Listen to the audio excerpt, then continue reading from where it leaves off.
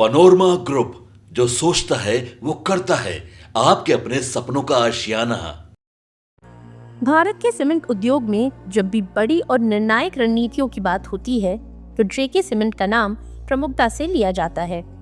वहीं इस बार कंपनी ने एक और बड़ा कदम उठाया, जिससे न सिर्फ उसकी भौगोलिक पकड़ मजबूत हुई है बल्कि उत्पादन क्षमता भी नए मुकाम पर पहुंची है।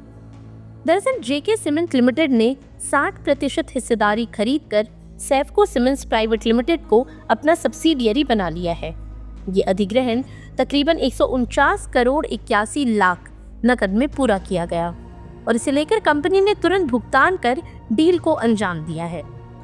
वहीं ये अधिग्रहण जम्मू कश्मीर जैसे संवेदनशील और विकास की संभावनाओं से भरपूर केंद्र शासित प्रदेश में जेके सीमेंट की कदम को मजबूत बनाया है। सैफको के पास 0.26 मिलियन टन प्रतिवर्ष की क्लिंकर क्षमता और 0.42 मिलियन टन प्रतिवर्ष की ग्राइंडिंग क्षमता वाला एकीकृत प्लांट है, जो अब जेके सीमेंट के पोर्टफोलियो का हिस्सा बन चुका है। साथ ही डील कोई रिलेटेड पार्टी ट्रांजैक्शन नहीं थी और इसे स्वच्छ और पारदर्शी तरीके से पूरा किया गया है। इससे स्पष्ट है कि कंपनी सिर्फ विस्तार की बात नहीं कर रही, वो व्यावसायिक शुचिता और रणनीतिक सूझबूझ के साथ आगे बढ़ रही है। इसके अलावा जेके सीमेंट पहले ही भारत के टॉप 10 ग्रे सीमेंट उत्पादकों में शुमार है और उत्तर भारत में ये 5वें स्थान पर आता है। वहीं वर्तमान में कंपनी की कुल उत्पादन क्षमता 22.3 million tonne per annum grey cement और 3.5 मिलियन टन पर एनम सफेद सीमेंट व वॉल पुट्टी की है। लेकिन कंपनी का लक्ष्य इससे कहीं ज्यादा बड़ा है।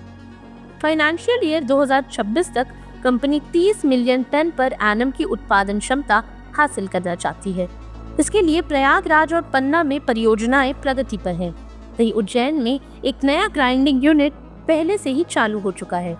ऐसे में जम्मू कश्मीर में सैफको का अधिग्रहण इसी श्रृंखला की एक और बड़ी कड़ी है। इसके अलावा जेके सीमेंट का उत्पादन मिश्रण 81% ग्रे सीमेंट और 19% व्हाइट सीमेंट एवं सहायक उत्पादों पर आधारित है। कंपनी 19 राज्यों में संचालन करती है और व्हाइट सीमेंट सेगमेंट में 32 देशों को निर्यात करती है। अंतर्राष्ट्रीय बाजारों में भी इसकी मौजूदगी इसे एक ग्लोबल प्लेयर बनाती है। कंपनी अब सीमेंट के साथ साथ पेंट सेक्टर में भी कदम रख रही है, जिसके लिए उसने एग्रो पेंट्स लिमिटेड का अधिग्रहण किया।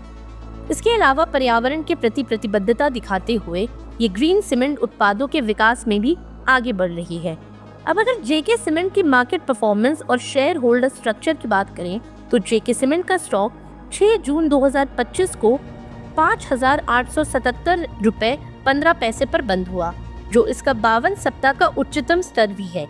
वहीं 52 सप्ताह का निचला स्तर 3,921 रुपए 60 पैसे रहा। इसके अलावा 44,167 करोड़ की मार्केट कैप के साथ ये स्टॉक एक मल्टी बैगर की छवि बना चुका है। पिछले एक साल में 86.46% और 3 वर्षों में 181.87% का रिटर्न दिया है। कंपनी का वर्तमान पीई रेशियो 50.67 है, जो निवेशकों के बीच इसके प्रति भरोसे और संभावनाओं को दर्शाता है।